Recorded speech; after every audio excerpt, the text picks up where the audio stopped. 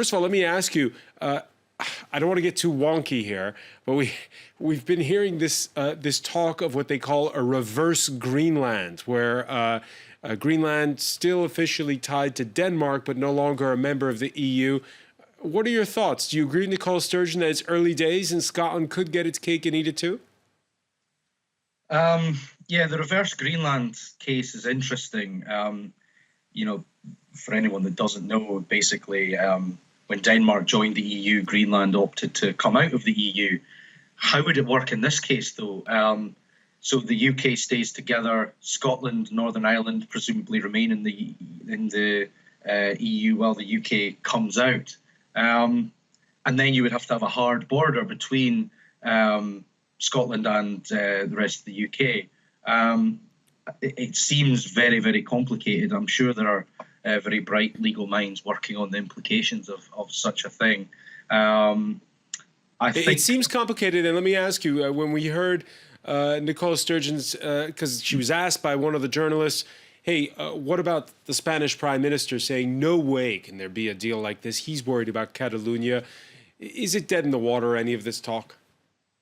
I think what would be more likely would be for the UK to leave the European Union, but in the meantime, Scotland to hold an independence referendum. If that independence referendum was successful, in the sense that Nicola Sturgeon got her way and achieved a yes vote, then Scotland would remain in the EU whilst the rest of the UK left. That seems to be the more plausible position, and ironically, slightly easier to come about than compared to a few years ago when the first independence referendum was held and the majority consensus was that Scotland would have had to reapply as a new member state.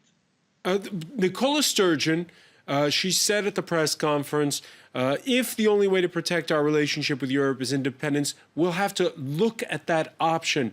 She's not outright saying we want our independence. Why is that?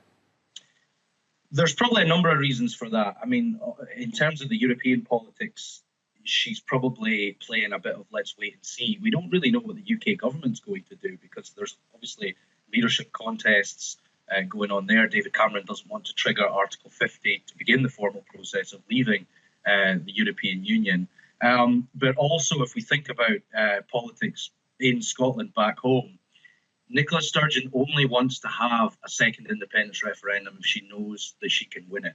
Because she knows that if she holds a second one and loses it, it pretty much puts the issue of Scottish independence to bed for, at least a generation or two. She knows that. She doesn't want to end up in the same situation as the Parti Québécois did after they held their second independence referendum. So she wants to make sure that if she has to pull that trigger and go for Indy Ref 2, as it's known, she wants to be sure that she can win it. Craig McManus, you're in Stirling. What is the mood there? Again, 62% of Scots voting to remain in the EU. Yeah, well, I mean, it's to be fair, it's been quite quiet. Life seems to be just getting on as normal where I am. But I guess out there and amongst the campaigners that were involved in the first independence referendum, you see that whereas in England there will be, in the rest of the UK, there will be different dynamics. In Scotland, this dynamic will be seen through the prism of independence to a degree. And so there's been a lot of discussions on social media about rebooting the independence campaign, organisations like Women for Independence, for example, having a membership boost and a membership drive and trying to reach out and speak to people who voted no last time.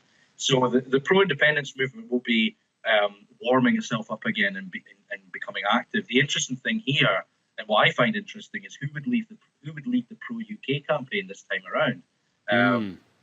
Because the Labour Party have been decimated, the Conservatives, okay, they have a base of support, but beyond that base of support, they're not popular. So there's a few things there to consider. I think it's different from the last time around when it'll be very different. Craig McManus of the Centre on Constitutional Change, many thanks for speaking with us. Thank you very much.